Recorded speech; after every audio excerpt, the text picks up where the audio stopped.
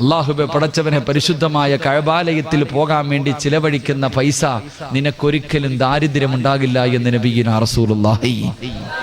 മുടക്കി എന്ന് പറഞ്ഞിട്ട് നീ ഇവനെ പേടിക്കണ്ട. അള്ളാഹുവിന്റെ കഅബാലയത്തിൽ പോകാൻ പൈസ മുടക്കിയിട്ടുണ്ടെങ്കിൽ നീ പേടിക്കണ്ട. നിന്റെ ജീവിതത്തിൽ ഒരിക്കലും ഒരുത്തന്റെ മുന്നിലും കൈനീട്ടേണ്ട ഗതി അള്ളാഹു നിനക്ക് തരില്ലെന്ന് നബിയുനാ റസൂലുള്ളാഹി സ്വല്ലല്ലാഹു അലൈഹി വസല്ലം. അള്ളാഹു അവിടെ എത്താൻ ഭാഗ്യം നൽകി നിഗ്രഹിക്കുമാറാകട്ടെ. അള്ളാഹു അവിടെ എത്താൻ ഭാഗ്യം നൽകി നിഗ്രഹിക്കുമാറാകട്ടെ. അതുകൊണ്ട് എന്റെ പ്രിയമുള്ള സഹോദരങ്ങളോട്, ജീവിതത്തിലെ ഏറ്റവും വലിയ അഭിലാഷം അള്ളാഹുവിനെ കണ്ടുമുട്ടലാകണം, പടച്ച റബ്ബിന്റെ ലിഖാ ആകണം. നാദിറാ ഇലാ റബ്ബിഹാ നാദിറാ. അല്ലാഹുവിന്റെ പരിശുദ്ധമായ ഖുർആൻ പറയുകയാ, നാളെ പടച്ചവനെ സ്വർഗ്ഗത്തിൽ വെച്ച് കണ്ടിട്ട്, അല്ലാഹുവിന്റെ ലിഖാ കണ്ടിട്ട് ചിരിക്കുന്ന മുഖത്തോടെ നാളെ സ്വർഗ്ഗത്തിൽ ഒരുമിച്ച് കൂടണ്ട്.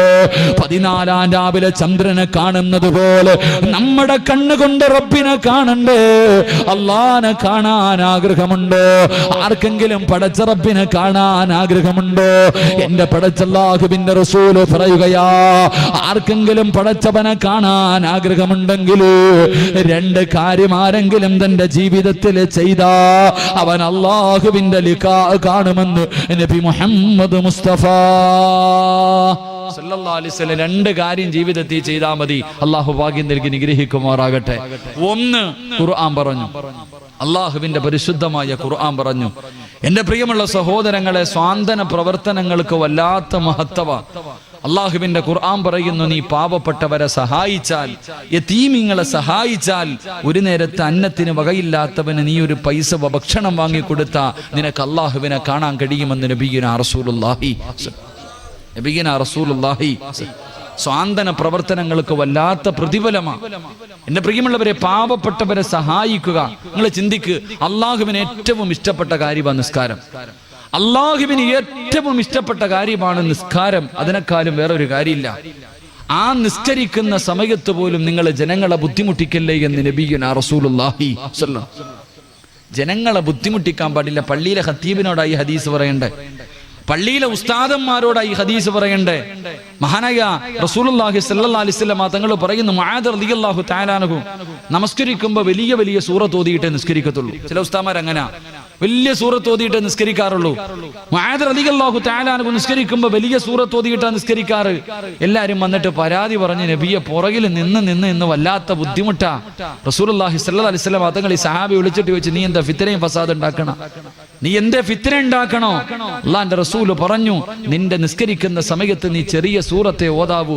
നിന്റെ പുറകിൽ നിൽക്കുന്നവരിൽ രോഗികളുണ്ട്, പ്രായമുള്ളവരുണ്ട്, പല പല ആവശ്യത്തിന് പോകേണ്ടവരുണ്ട്.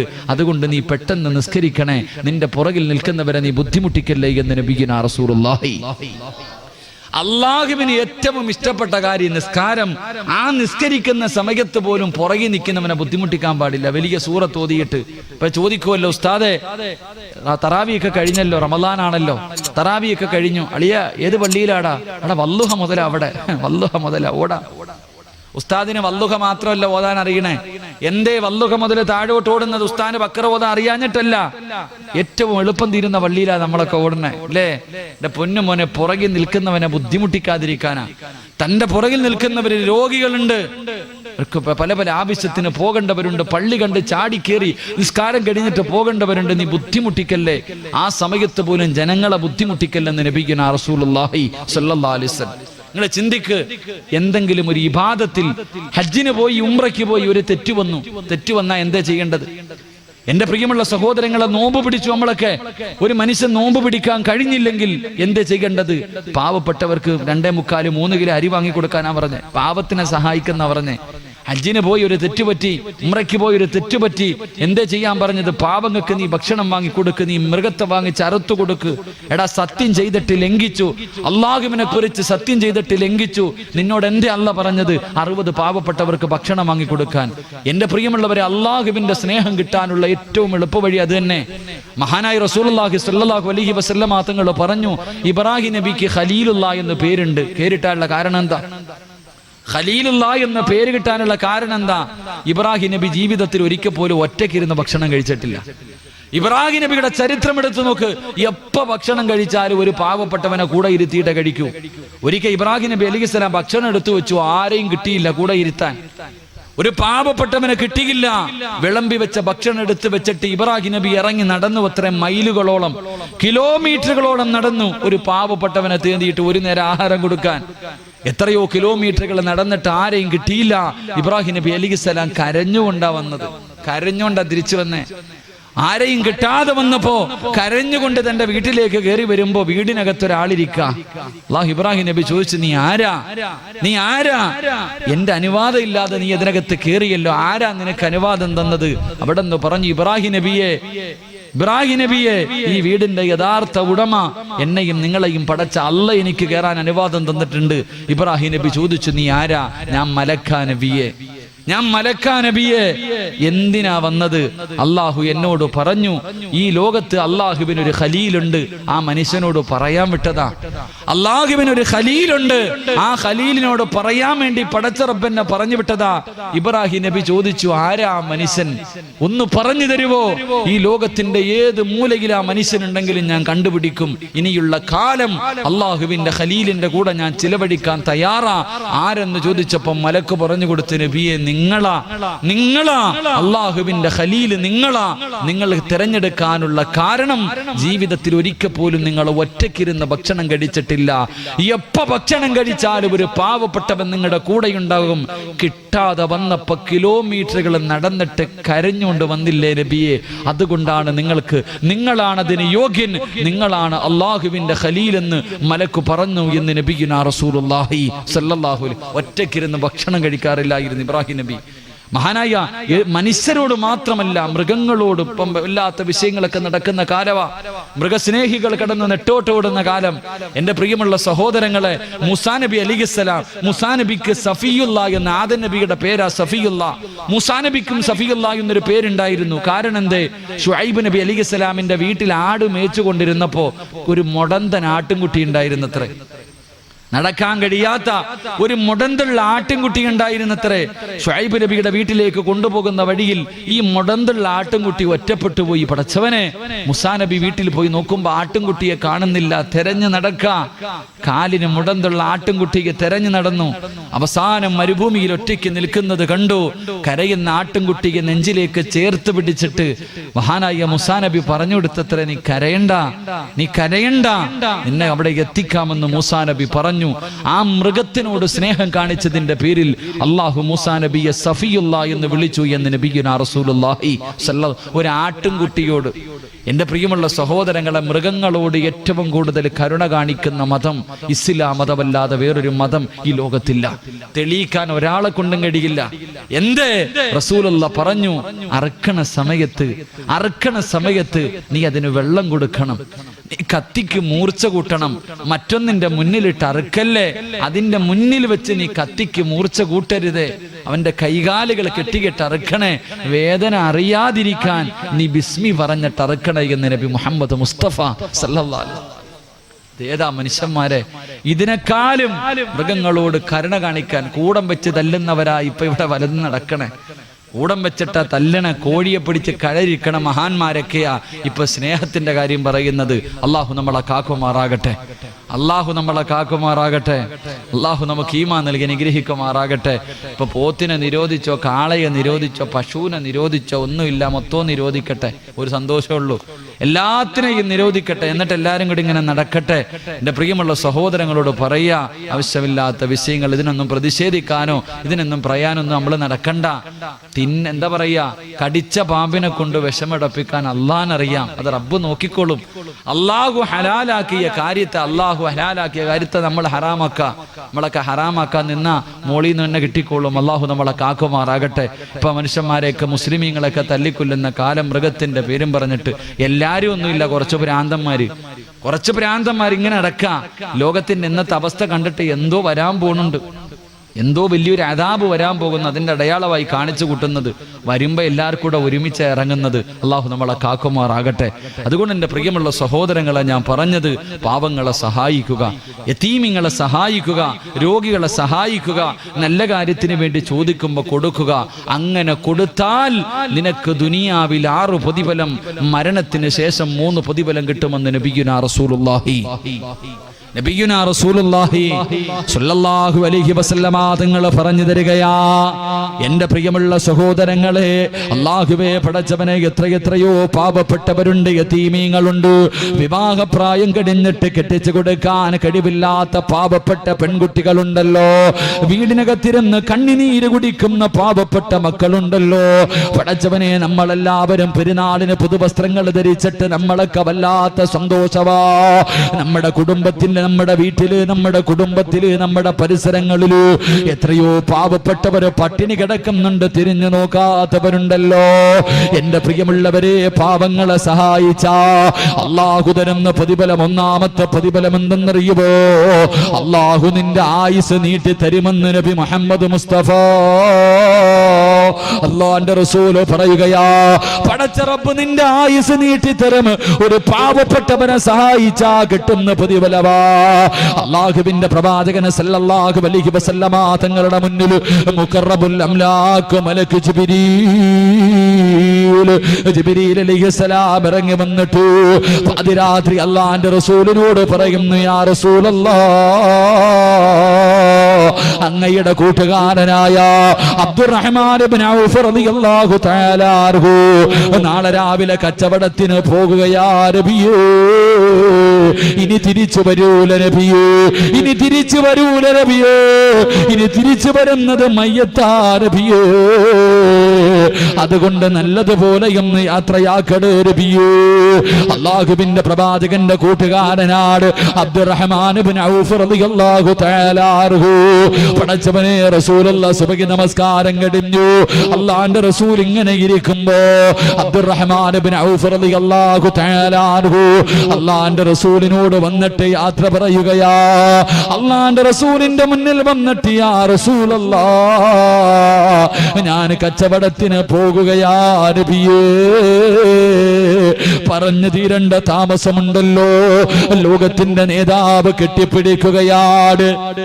അല്ലാഹുവിന്റെ റസൂല് കെട്ടിപ്പിടിക്കുകയാ. സാധാരണ അങ്ങനെ ചെയ്യാറില്ല, സാധാരണ റസൂലുള്ള അങ്ങനെ കെട്ടിപ്പിടിക്കാറില്ല. അബ്ദുറഹ്മാൻ ഇബ്നു ഔഫ് റളിയല്ലാഹു തആല അൻഹു അത്ഭുതത്തോടെ ചോദിച്ചു, യാ റസൂലല്ലാഹ്, ഇന്നെന്തേ നബിയേ പ്രത്യേകത എന്ത്? അല്ലാഹുവിന്റെ റസൂലൊന്നും മിണ്ടിയില്ല. കാരണം ഇനി തിരിച്ചു വരില്ലല്ലോ, ഇനി തിരിച്ചു വരുന്നത് മയ്യത്താണല്ലോ, പറഞ്ഞത് ജിബ്രീലാണല്ലോ. അല്ലാഹുവിന്റെ പ്രവാചകനെ യാത്രയാക്കുകയാ. പല സഹാബത്തും ചോദിച്ചു, എന്തേ നബിയേ ഇന്ന് കെട്ടിപ്പിടിച്ച് യാത്രയാക്കാറുള്ള കാരണമെന്താ?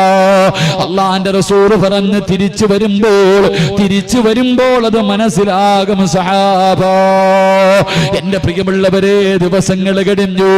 അല്ലാഹുവിന്റെ പ്രവാചകൻ ഒരു ദിവസം മസ്ജിദ് നബവിയുടെ മുന്നിലിരിക്കുമ്പോ മഹാനായ അബ്ദുറഹ്മാൻ ഇബ്നു ഔഫ് റളിയല്ലാഹു തആല അൻഹു ജീവനോടെ തിരിച്ചു വരികയാ, ജീവനോടെ തിരിച്ചു വരികയാ. അല്ലാഹുവിന്റെ റസൂലിന്റെ മുന്നിൽ വന്ന് സലാം പറയുകയാണ്. അല്ലാഹുവിന്റെ പ്രവാചകൻ അത്ഭുതപ്പെട്ടു പോയി. കാരണം മയ്യത്ത് വരൂ എന്ന് ജിബ്രീൽ പറഞ്ഞതാ, പക്ഷേ ജീവനോടെ വന്നിരിക്കുന്നല്ലോ. അല്ലാഹുവിന്റെ റസൂൽ ചോദിച്ചു, ജിബ്രീൽ, എന്തേ സംഭവിച്ചത്? എന്തേ സംഭവിച്ചത്? യാ റസൂലല്ലാഹ്,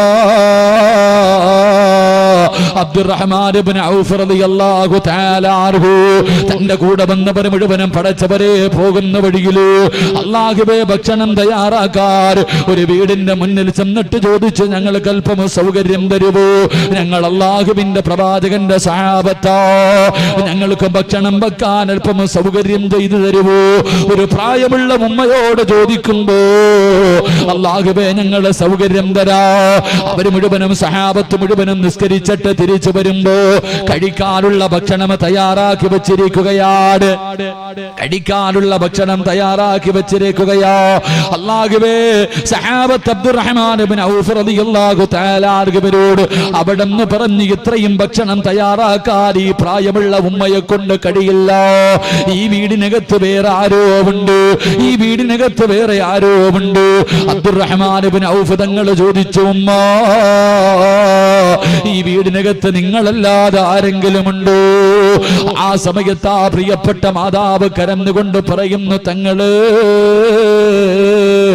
യതീമായ 2 പെൺകുട്ടികളുണ്ട്, ഒരുപാട് പ്രായമായ യതീമായ 2 പെൺകുട്ടികൾ എന്റെ വീടിനകത്തുണ്ട്. അല്ലാഹുവേ, വിവാഹപ്രായം കഴിഞ്ഞിരിക്കുകയാ, അവരാരും വിവാഹം കഴിക്കുന്നില്ല.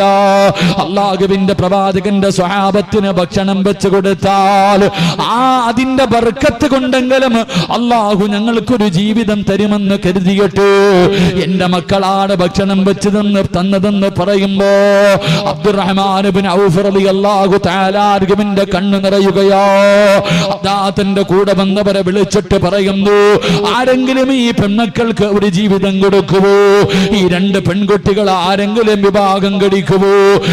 നിങ്ങൾക്ക് ആവശ്യമുള്ള സമ്പത്ത് ഞാൻ തരാ.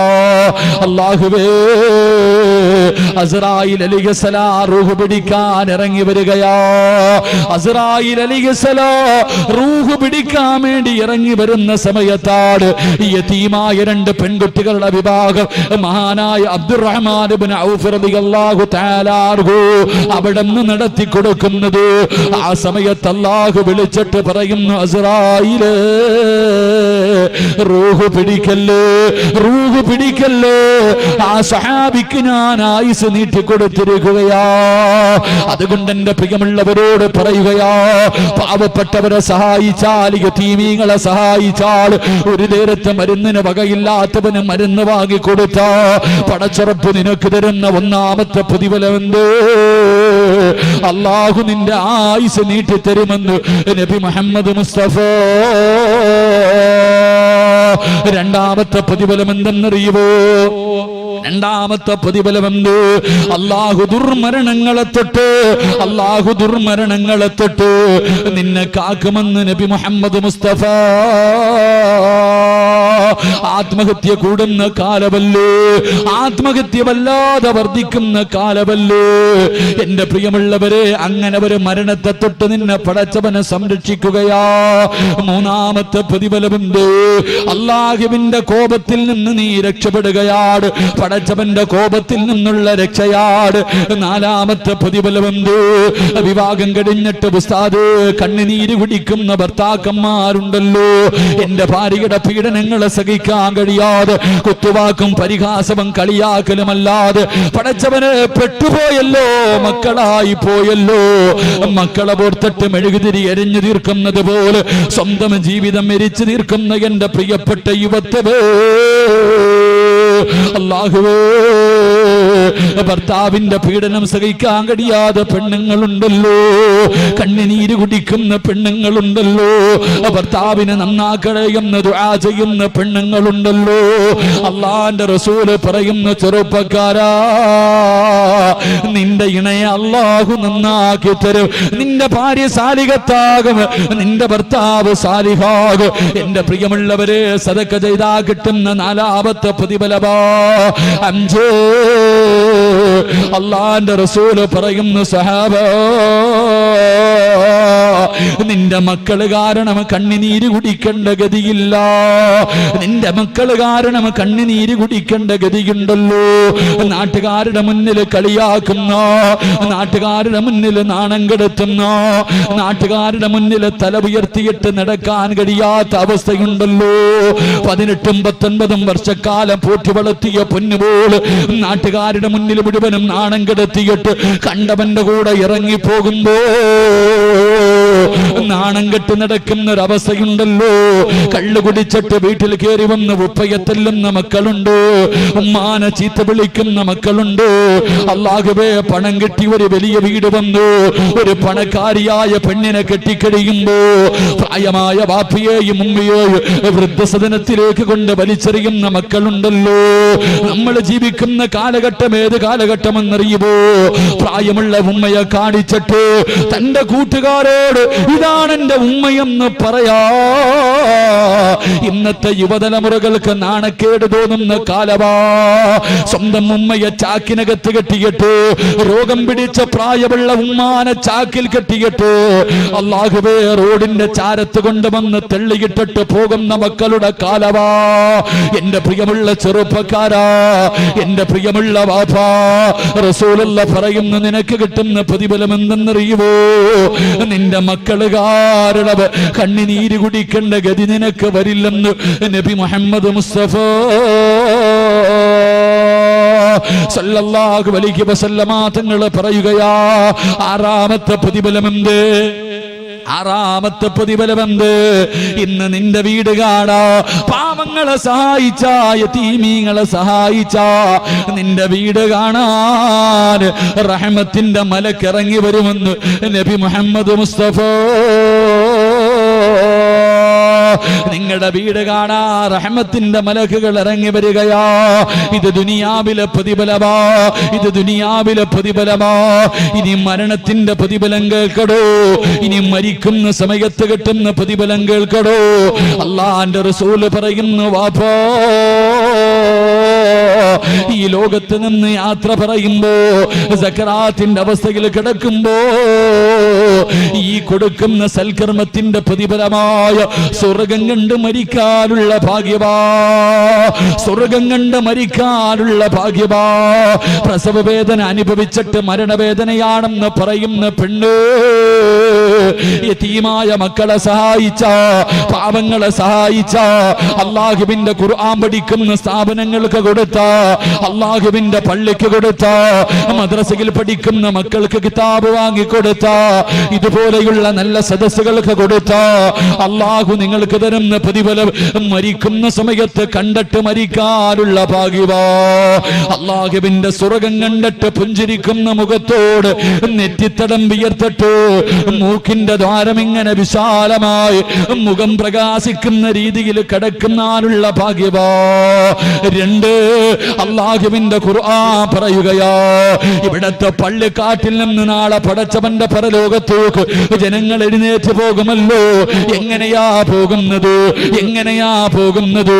പട്ടിയുടെയും പന്നിയുടെയും കഴുതയുടെയും പേപ്പട്ടിയുടെയും പിൻകാരങ്ങളിൽ കൊടികുത്തി വെച്ച് ഇടഞ്ഞും നടന്ന കുഷ്ഠരോഗിയെ പോലെ ഉഖുദുമലയോളം വലിപ്പമുള്ള വയറ് വലിച്ചുകൊണ്ട് 41 വിഭാഗത്തിൽ അല്ലാഹുവിന്റെ പ്രവാചകന്റെ സമുദായം നാളെ പടച്ചവന്റെ പരലോകത്തേക്ക് കടന്നു ചെല്ലുമ്പോ ഒരു വിഭാഗം ജനങ്ങളുണ്ടല്ലോ, ഇവിടത്തെ പള്ളിക്കാട്ടിൽ നിന്ന് എഴുന്നേൽക്കുകയാ. അവര് കബറിനകത്ത് നിന്ന് എഴുന്നേറ്റിട്ട് അവര് പറവകളെ പോലെ പറക്കുകയാ.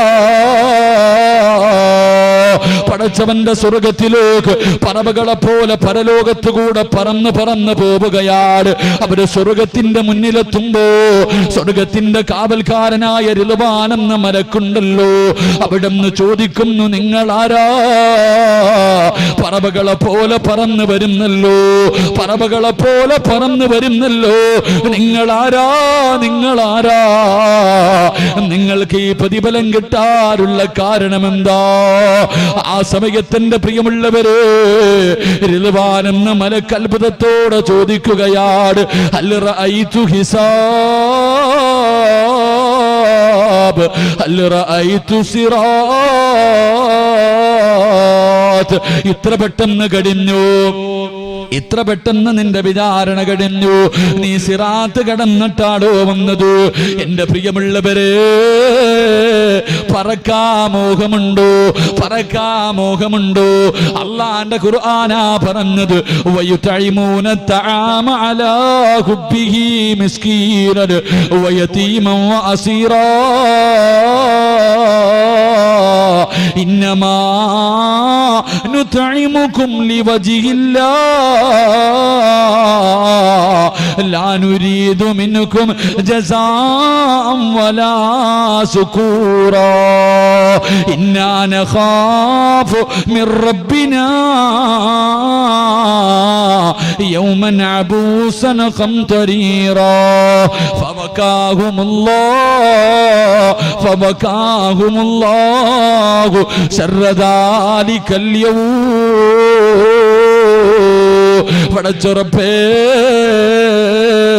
ഏറ്റവും ഷർറായ ദിവസം നിനക്ക് വിജയമാ. അതുകൊണ്ട് എന്റെ പ്രിയമുള്ളവരോട് പടച്ചവരെ പാപങ്ങളെ സഹായിച്ച എത്രയോ പാവപ്പെട്ടവരുണ്ടല്ലോ. മദ്രസ തുറക്കാൻ പോവുകയാണ്, കിതാബ് വാങ്ങാൻ, ഖുർആൻ വാങ്ങാൻ, മദ്രസയിൽ പഠിക്കുന്ന പുസ്തകം വാങ്ങാ കഴിവില്ലാത്ത എത്രയോ പാവങ്ങളുണ്ട് ചെറുപ്പക്കാരാ. കൊടുത്താ കിട്ടുന്ന പ്രതിഫലമോ അല്ലാഹു നിനക്ക് തരുന്ന പ്രതിഫലം പറവയെ പോലെ പടച്ചവന്റെ പരലോകത്തിന്റെ മുകളിലൂടെ പറക്കാനുള്ള ഭാഗ്യവാ. എന്റെ പ്രിയമുള്ളവരെ, മരണവേദനയുടെ വേദന അനുഭവിച്ച പെണ്ണ് അല്ലാഹുവിന്റെ റസൂൽ പറയുകയാണ്, അന്നത്തെ ദിവസം എങ്ങാനും ഒരു ഗർഭിണിയായ പെണ്ണുണ്ടെങ്കിൽ അവള് പ്രസവിക്കുന്ന വേദന അറിയില്ല പെങ്ങള്, അവള് പ്രസവിക്കുന്ന വേദന അറിയില്ല. അല്ലാഹുവേ, പാല് കൊടുത്തുകൊണ്ടിരിക്കുന്ന ചോരക്കുഞ്ഞിനെ വലിച്ചെറിഞ്ഞിട്ട് ഉമ്മയോടുന്ന ദിവസമാ. നരകത്തെ വലിച്ചു കൊണ്ടുവരുമ്പോ പാല് കൊടുത്തുകൊണ്ടിരിക്കുന്ന കുഞ്ഞിനെ വലിച്ചെറിഞ്ഞിട്ട് ഉമ്മയോടും മക്കളെല്ലാരോട് പറയുമല്ലോ, എന്റെ ഉപ്പാനെ നരകത്തിൽ എറിഞ്ഞിട്ട് എനിക്ക് സ്വർഗം തരുമോ?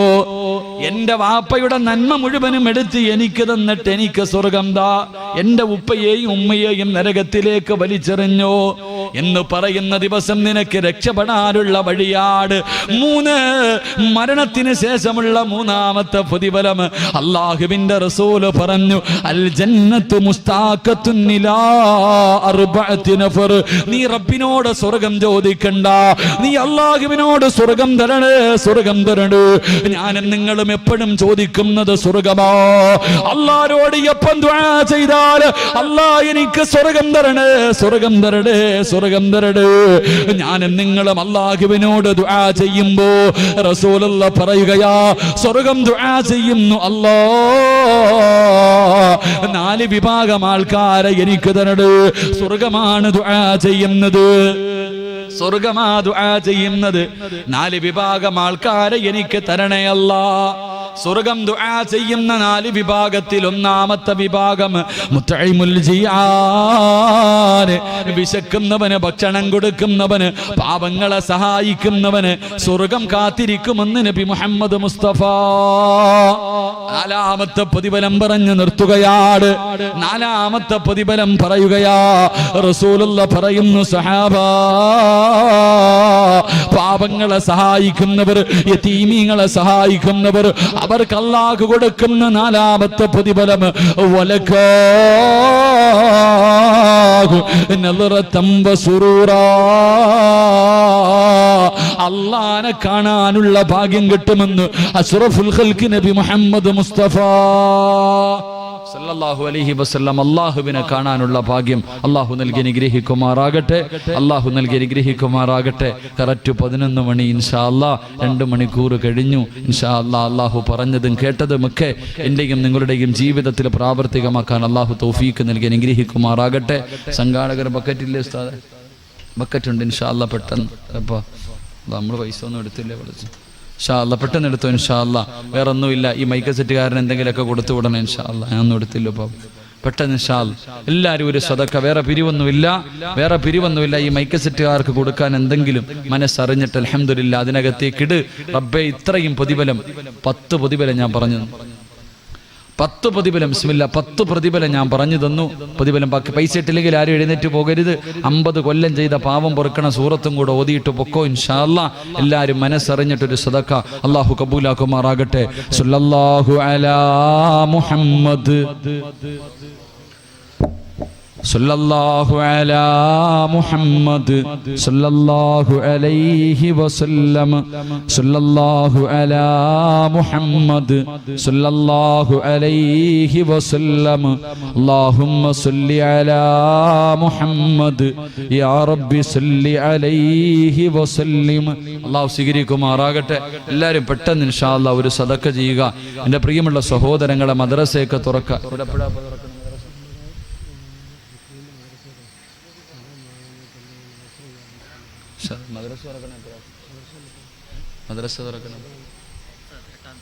ഈ വരുന്ന 8-ാം തീയതി ഇൻഷാ അല്ലാഹ് മദ്രസയൊക്കെ തുറക്കുകയാണ്. മദ്രസ തുറക്കുന്ന സമയത്ത് ഇപ്പൊ മദ്രസയിൽ എങ്കിലും പഠിക്കാൻ മക്കളൊന്നും കിട്ടാത്ത കാലമാണ്. കാരണം എല്ലാവർക്കും ദുനിയാവ് മതി. രാവിലെ ഞാൻ ചിന്തിക്കാറുണ്ട്, രാവിലെ 6 മണിക്ക് 7 മണിക്കാ ബസ് വരുന്നത്, സ്കൂൾ ബസ് വരുന്നത്. മദ്രസയിൽ കാണുന്നില്ല. ചോദിച്ചാൽ പറയും ട്യൂഷനുണ്ട് ഉസ്താദെ, സ്വർഗത്തിൽ പോകാനുള്ള അല്ലേ. സ്കൂളിൽ പോകുന്ന മക്കളെ യാത്രയാക്കുന്ന ഉമ്മമാരെ കാണാം. അച്ഛൻ ഇങ്ങനെ ഒരു 7 മണിയാകുമ്പോഴേ ഗേറ്റിന് അവിടെ കാണും. 7:30 ബസ് വരണം, 7:15 നിൽക്കുക. ഇങ്ങനെ ചോദിക്കും, പടച്ചോനെ മോനെ പുസ്തകം എടുത്തോടാ, പുസ്തകം എടുത്തോ ഉമ്മ ചോദിക്ക. എന്നിട്ട് അവസാനം ടൈ എടുത്തോ മോനെ, കെട്ടിയോ മോനെ, പെൻസിൽ എടുത്തോ മോനെ, 3-4 പ്രാവശ്യം ഉമ്മ ചോദിക്കും. എന്നിട്ട് കെട്ടിപ്പിടിച്ച് ഉമ്മയും കൊടുത്തിട്ട് ടാറ്റയും കൊടുത്തിട്ട് ബസ്സിൽ കയറ്റി വിടും, സ്വർഗത്തിൽ പൊക്കോ. ഏതെങ്കിലും ഒരു ഉമ്മ മദ്രസയിൽ പോകുമ്പോ അവനെ കെട്ടിപ്പിടിക്കാൻ വേണ്ട, ടാറ്റ കാണിക്കാൻ വേണ്ട, മോനെ ഖുർആൻ എടുത്തോ എന്ന് ചോദിക്കണ ഉമ്മമാരുണ്ട്. എടാ നീ ഖുർആൻ എടുത്തോന്നെങ്കിലും ചോദിക്കാറുണ്ട്. അതുപോലെ പല്ല് തേച്ചോ മോനെ, അല്ലാഹു ആല, ഉറക്കത്തിൽ നിന്ന് എഴുന്നേറ്റിട്ട് ഓടാ അല്ലേ. അല്ലാഹു നമ്മളെ കാക്കുമാറാകട്ടെ. എൻ്റെ പ്രിയമുള്ള സഹോദരങ്ങളെ, മദ്രസയൊക്കെ തുറക്ക. അള്ളാനെ മറന്നിട്ട് എവിടെ എത്തിയിട്ട് എന്ത് കിട്ടാനാ? നിന്നെ പടച്ച റബ്ബിനെ മറന്നിട്ട് എവിടെ എത്ര എത്തിയിട്ട് ഒരു കാര്യമില്ല. മദ്രസ കഴിഞ്ഞിട്ടുള്ള പഠിത്തമൊക്കെ മതി. ട്യൂഷനൊക്കെ ഉണ്ടെങ്കിൽ നിങ്ങളുടെ മക്കൾ തന്നെയല്ലേ പഠിക്കുക. അതുകൊണ്ട് എൻ്റെ പ്രിയമുള്ള സഹോദരങ്ങളെ മദ്രസയിലൊക്കെ വിടുക, പഠിപ്പിക്കുക. അവർക്കൊക്കെ കിതാബുകൾ വാങ്ങിക്കൊടുക്കുക. അവർക്കൊക്കെ ഒരു ആഗ്രഹമുണ്ട്, ഫുൾ കോളേജ്, എന്തോ ഒരു കോളേജ് തുടങ്ങണം, അതിനൊക്കെ വേണ്ടി ഒരു ബനാത്ത് തുടങ്ങണമെന്നൊക്കെ ആഗ്രഹമുണ്ട്. എൻ്റെ കാര്യങ്ങളൊക്കെ തുടങ്ങുന്ന സമയത്ത് നിങ്ങളാൽ കഴിയുന്ന സഹായങ്ങളൊക്കെ നിങ്ങൾ ചെയ്തു കൊടുക്കണം. അള്ളാഹു ഭാഗ്യം നൽകി അനുഗ്രഹിക്കുമാറാകട്ടെ. അള്ളാഹു അവരുടെ സംരംഭങ്ങൾ അള്ളാഹു വിജയിപ്പിക്കുമാറാകട്ടെ. അതുകൊണ്ട് എൻ്റെ പ്രിയപ്പെട്ട സഹോദരങ്ങളോട് അൽഹംദുലില്ലാ, പരിശുദ്ധമായ റമളാൻ മാസമെല്ലാം കഴിഞ്ഞു, മദ്രസയൊക്കെ തുറങ്ങാവുന്ന സമയമായി. ഈ സമയത്തൊക്കെ എൻ്റെ പ്രിയപ്പെട്ടവരെ മനസ്സിൽ കരുതണം. മദ്രസയിൽ പഠിക്കുന്ന കുട്ടികൾക്ക് ഖുർആൻ വാങ്ങിച്ചു കൊടുക്കണം. സ്കൂളിൽ പഠിക്കുന്ന മക്കൾക്ക് എത്ര രൂപ ചെലവഴിക്കാൻ ഡൊണേഷൻ ചോദിക്കുന്ന നമ്മൾ കൊടുക്കും. യൂണിഫോമിന് പ്രത്യേകം പൈസ, പുസ്തകങ്ങൾക്ക് എത്ര 10,000, 20,000, 30,000 ചെലവാക്കും. മദ്രസയിൽ പഠിക്കുന്ന കുഞ്ഞിന്റെ കിതാബിന്റെ വില 12 രൂപ, 20 രൂപ, അതുപോലെ വാങ്ങിച്ചെടുക്കാൻ മടിയാ. മദ്രസയിൽ പഠിക്കുന്ന കിതാബ് ഉസ്താദ് പറയും 150 രൂപ എല്ലാത്തിനും കൂടെ. അതെന്തേ ഉസ്താദ് 150 രൂപ, അന്ത് വില കൂടിയോ? മദ്രസയിലെ കിതാബിന്റെ വില ചോദിക്കുന്ന കാലം എൻ്റെ പ്രിയപ്പെട്ടവരോട് പറയാ, നിന്റെ മക്കൾക്ക് ദുനിയാവിന് വേണ്ടി നീ ലക്ഷങ്ങൾ ചെലവഴിച്ചിട്ടും പ്രയോജനമില്ല. ലക്ഷങ്ങൾ സ്കൂളിൽ പഠിക്കുന്ന മക്കൾക്ക് വേണ്ടി ചെലവഴിച്ചാലും അതിന് പ്രതിഫലം കിട്ടുമോ എന്ന് ചോദിച്ചാൽ അലല്ലാ എനിക്കറിയില്ല. പക്ഷേ മദ്രസയിൽ പഠിക്കുന്ന ഒരു മോന് നീ ഒരു പേപ്പർ വാങ്ങിക്കൊടുത്ത, അള്ളാഹുവിന്റെ ഖുർആൻ പഠിക്കാൻ പോകുന്ന മക്കൾക്ക് 1 രൂപ കൊടുത്ത് നീ ഒരു പേപ്പർ വാങ്ങിക്കൊടുത്ത, അള്ളാഹു നിനക്ക് തരുന്ന പ്രതിഫലം നരകത്തിന്റെ തീ നിനക്ക് ഹറാമാണെന്ന് നബി മുഹമ്മദ് മുസ്തഫ. നരകം നിന്നെ തൊടൂല. അള്ളാഹുവിന്റെ ഖുർആൻ പഠിക്കാൻ വാപ്പയുടെ മയ്യത്ത് കുളിപ്പിക്കേണ്ടത്, ഉമ്മയുടെ മയ്യത്ത് കുളിപ്പിക്കേണ്ടത് എങ്ങനെയാണെന്ന് പഠിപ്പിക്കുന്ന മദ്രസയിൽ പോകുമ്പോ 2 രൂപ, 1 രൂപ, ഞാൻ 10ന്റെ ഇല്ല പറഞ്ഞത്, 1 രൂപ നീ ചെലവഴിച്ചിട്ട് ഒരു പേപ്പർ വാങ്ങിക്കൊടുത്ത നിന്നെ നരകത്തിന്റെ തീ തൊടൂല. 2, അള്ളാഹുവിന്റെ അർശിന്റെ ഭാഗത്ത് നിൽക്കുന്ന സർവ്വ മലക്കുകളും നിനക്ക് വേണ്ടി ദുആ ചെയ്യുമെന്ന് നബി മുഹമ്മദ് മുസ്തഫ. ഒരു ദിവസം മുഴുവനും നിനക്ക് വേണ്ടി ദുആ ചെയ്യും. മദ്രസയിൽ പഠിക്കുന്ന മക്കൾക്കൊരു പുസ്തകം വാങ്ങിക്കൊടുത്ത, അതുകൊണ്ട് തുറക്കുകയാ. അല്ലാഹുവേ 8-ാം തീയതി മദ്രസ തുറക്കും, നേരെ പോ. മദ്രസയിൽ പോയിട്ട് ഖുർആൻ വാങ്ങാൻ ഗതിയില്ലാത്ത, പുസ്തകം വാങ്ങാൻ കഴിവില്ലാത്ത എത്രയോ പാവപ്പെട്ട മക്കളുണ്ട്. വാങ്ങിച്ചിട്ട് കൊടുക്കും മനുഷ്യ, വാങ്ങിച്ചിട്ട് കൊടുക്ക്, നിനക്ക് പ്രതിഫലം കിട്ടുമെന്ന് നബിയുനാ റസൂലുള്ളാഹി സ്വല്ലല്ലാഹു അലൈഹി വസല്ലം.